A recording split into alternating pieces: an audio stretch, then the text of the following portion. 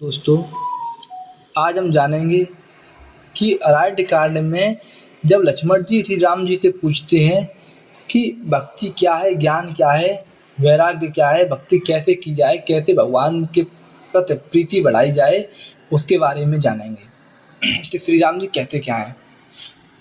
चलिए प्रारंभ करते हैं। एक बार प्रभु सुख आसीना, लक्ष्मण बचन कहे छलहीना।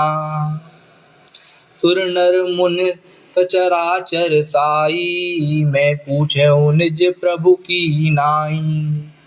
एक बार प्रभु श्री राम जी सुख से बैठे हुए थे। उस समय लक्ष्मण जी ने उनसे छल रहित सरल वचन कहे, हे देवता, मनुष्य, मुनि और चराचर के स्वामी, मैं अपने प्रभु की तरह अपना स्वामी समझकर आपसे पूछता हूँ।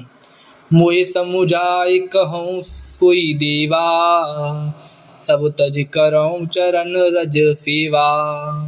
कहूँ ज्ञान विराग अरु माया, कहूँ सो भगत करऊँ जय दाया।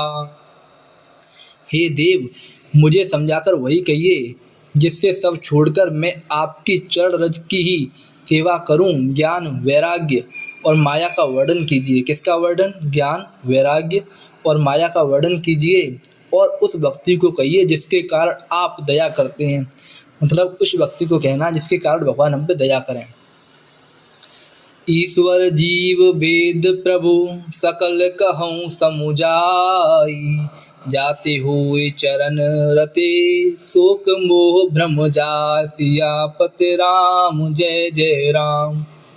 हे प्रभु, ईश्वर और जीव का भेद भी समझाकर कहिए जिससे आपके चरणों में मेरी प्रीति हो, शोक मोह तथा भ्रम नष्ट हो जाए। मतलब माया के से तीन चीजें होती हैं, एक तो शोक, एक मोह, एक भ्रम।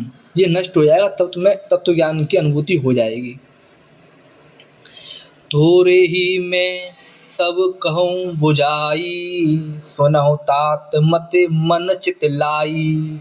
मैं अरु मोर तोर तय माया, जय बस किन्हे जीव निकाया।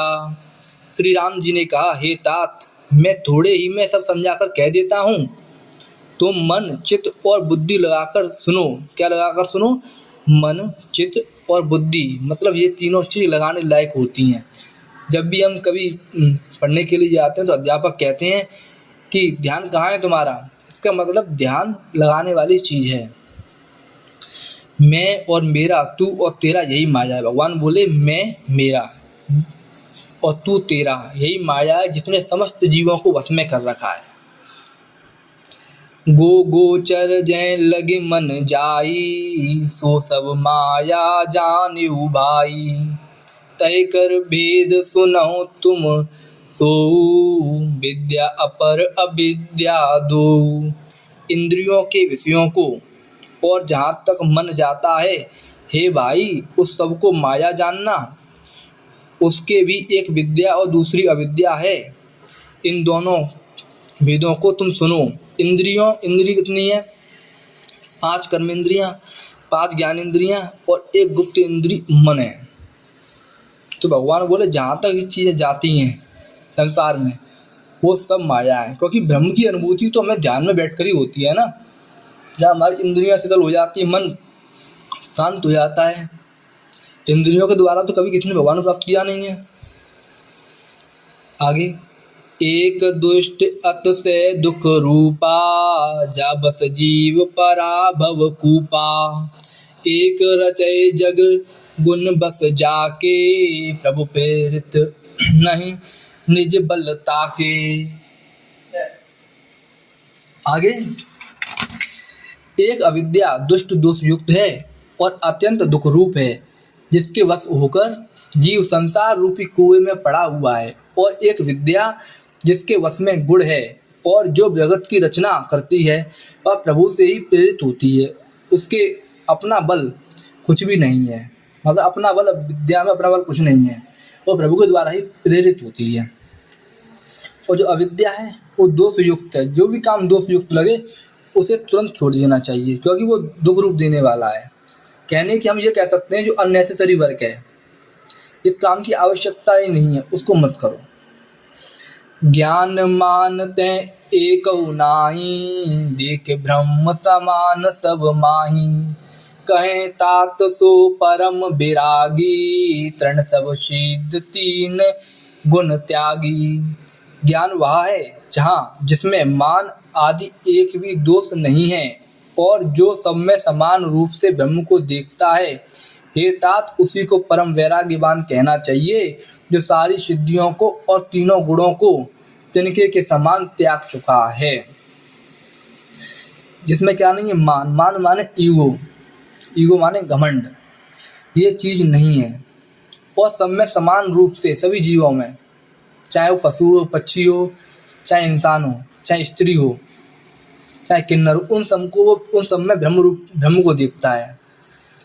आगे गीता के द्वारा इसे और तरीके से समझाया गया है, गीता के 13वें अध्याय के द्वारा, जिसमें मान, दम, हिंसा, क्षमा रहित्य, टेढ़ापन, आचार सेवा का अभाव, अपवित्रता, अस्थिरता, मन का निग्रहित ना होना, इंद्रियों के विषय में आसक्ति, अहंकार, जन्म रूप जरा, व्याधि में, जगत में सुख बुद्धि, स्त्री पुत्र घर आदि में आसक्ति तथा ममता, इष्ट और अनिष्ट की प्राप्ति में हर्ष शोक, भक्ति का अभाव, एकांत में मन ना लगना।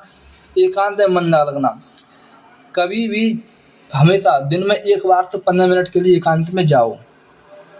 आगे विषयी मनुष्यों के संग में प्रेम, जो लोग विषयों में आस्था रखते हैं, विषयों में आस्था रखते हैं, उनके साथ आपका संग है, तो ये भी ब्रह्म को ना पाने में वादा है कि ब्रह्म को पा नहीं पाओ अगर तुम्हारा संग विषयी पुरुषों के साथ है तो। ये 18 ना हो। और नित्य आध्यात्म माने आत्मा होती है। नित्य आध्यात्म में स्थिति तथा तत्व ज्ञान के द्वारा जानने योग्य परमात्मा का नित्य दर्शन हो।